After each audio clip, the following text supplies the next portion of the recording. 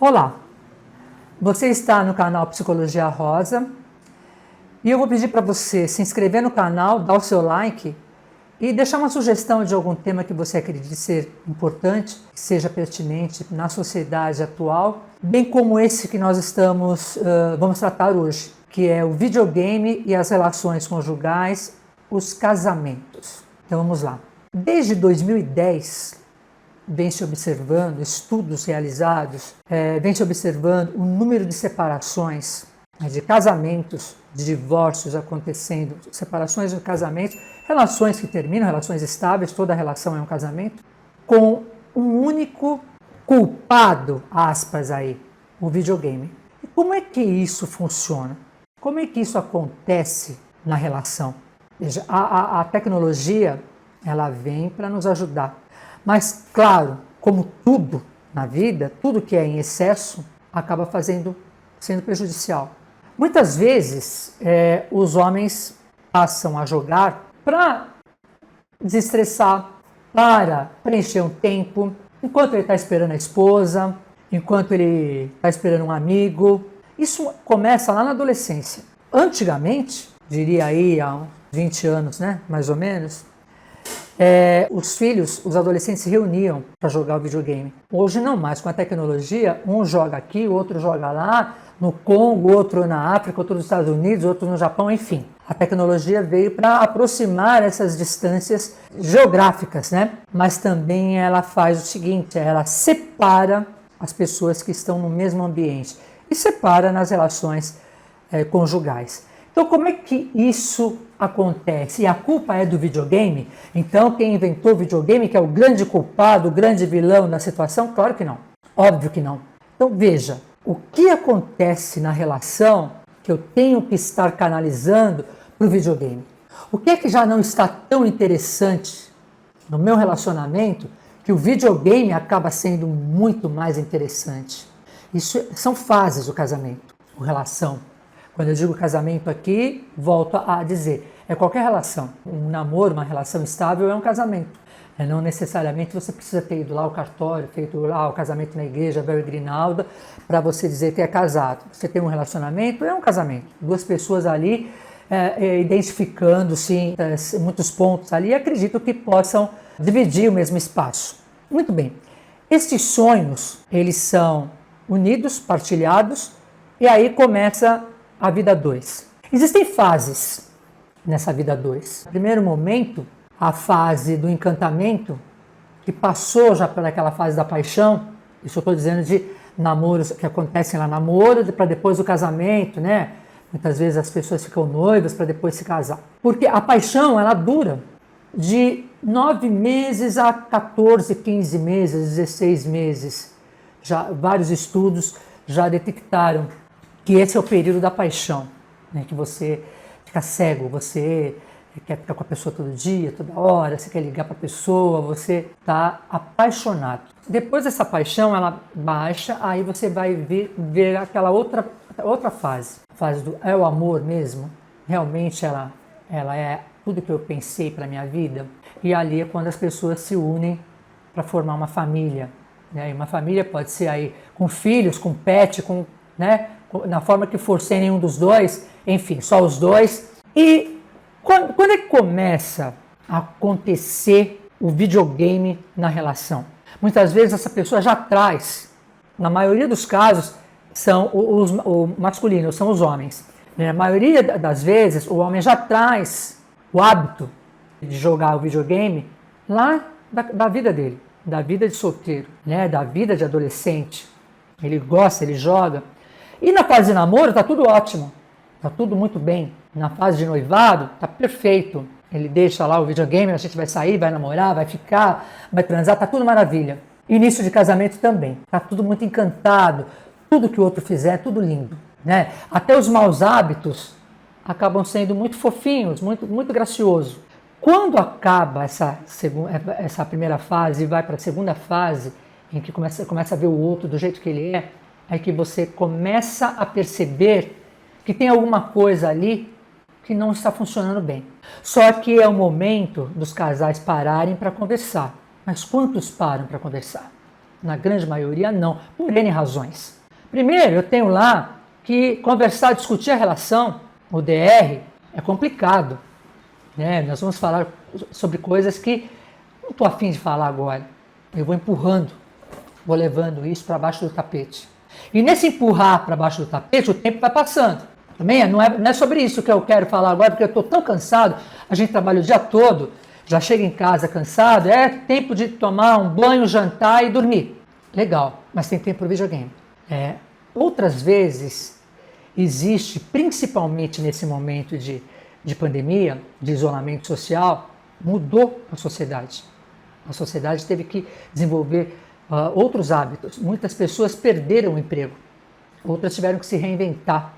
Outras tiveram maior tempo ocioso, veio aí os problemas mentais, as angústias, as frustrações vieram. E muitas vezes veio também o velho hábito, ele reacendeu o hábito do videogame. E é ali que ele foi utilizado para descarregar as tensões do dia a dia, dessa fase que passamos aí. Só que isso não foi conversado. E muitas vezes a mulher trabalha e o homem perdeu o emprego. Ele até está procurando, mas esse tempo ocioso, ele fica no videogame, ele fica jogando.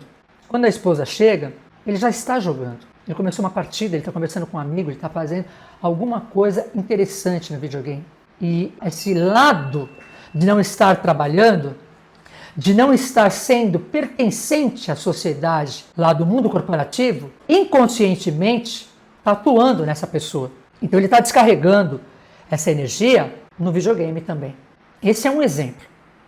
Outro exemplo, nós temos aí muito, hoje as mulheres trabalham e ocupam cargos de liderança, cargos de chefia em grandes organizações. E muitas vezes ela acaba ganhando um pouco mais, tendo um salário maior que o do companheiro.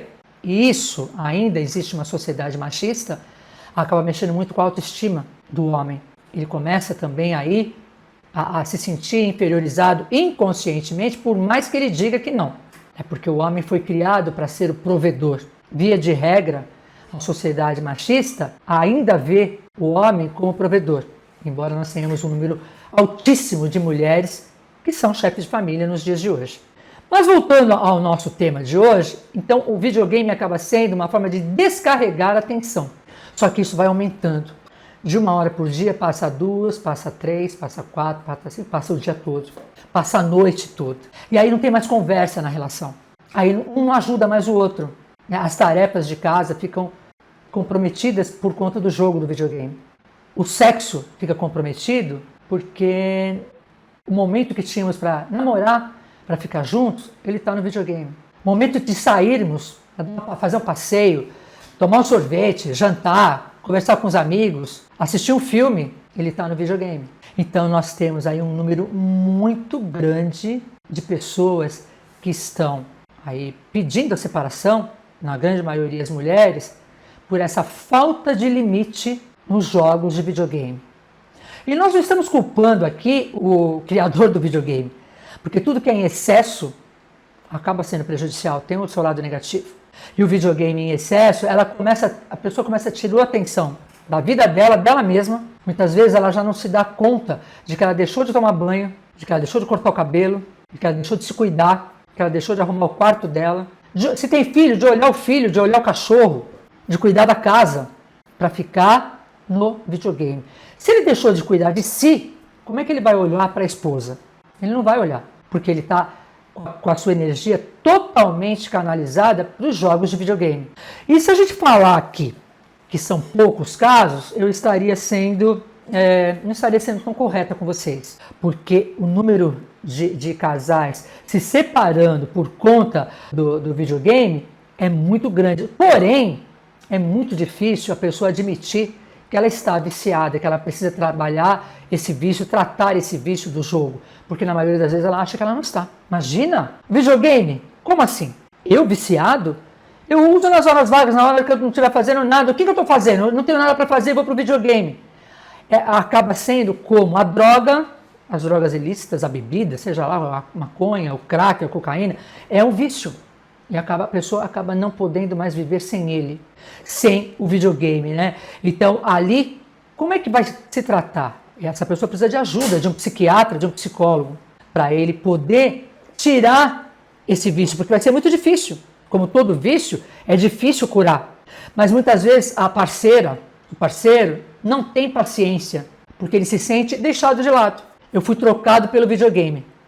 O jogo é mais importante do que um tempo comigo, do que estar comigo. Hoje nós estamos falando do videogame. Existem outros pontos aí da tecnologia que também viciam, que nós vamos falar em outro vídeo aqui, que estão causando também muitos problemas e acaba trazendo problemas mentais.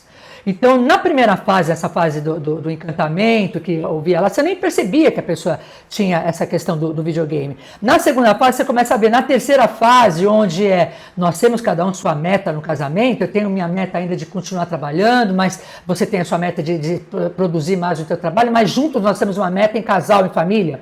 Essa meta acaba sendo comprometida. Então, essa terceira fase aí de sermos pai, sermos mãe e sermos um casal para conseguirmos algo, está comprometida por conta dessa energia estar sendo canalizada para o videogame. Não está sendo possível essa pessoa poder observar a família. A família, digamos lá, ela com o parceiro, com a parceira, os seus filhos, o cachorro, e ele não consegue ver nem ele mesmo. Então, se a gente for falar, temos assim um caminho muito grande para falar sobre esse vício do videogame, que é um tema muito, e não é tão atual. Em 2010 já começou, já começaram os primeiros casos estourarem aí nos consultórios, né? Hoje, 2022, nós temos assim casos em alta escala. Muitos divórcios por conta de videogame. Casos absurdos, casos em que a mulher resolveu se vingar do marido, traindo, arrumando outra pessoa. E ele até desconfiar ou saber, mas não se importar desde que ele continuasse no videogame. Triste, né? Mas veja a autoestima dessa pessoa como está comprometida. Nós vamos voltar a tocar nesse ponto das mídias no casamento numa outra oportunidade. Eu espero que você tenha gostado do vídeo. Se fez sentido para você, curte e compartilha. Até mais.